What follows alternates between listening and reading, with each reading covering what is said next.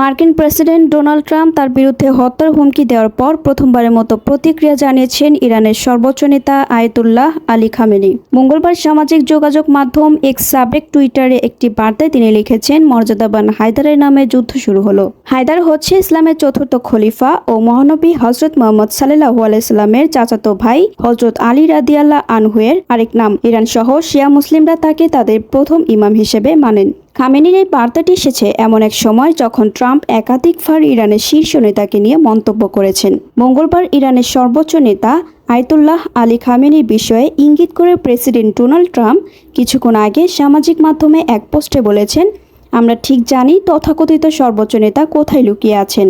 মার্কিন রিপাবলিকান এই প্রেসিডেন্ট বলেন, তিনি সহজ লক্ষ্যবস্তু, কিন্তু সেখানে নিরাপদ, আমরা তাকে বের করে আনবো না, অন্তত এখনই নয়। এদিকে ইসরায়েলের সঙ্গে যৌথভাবে ইরানের পারমাণবিক স্থাপনাগুলোতে হামলা চালানোর কথা ভাবছেন মার্কিন প্রেসিডেন্ট ডোনাল্ড ট্রাম্প।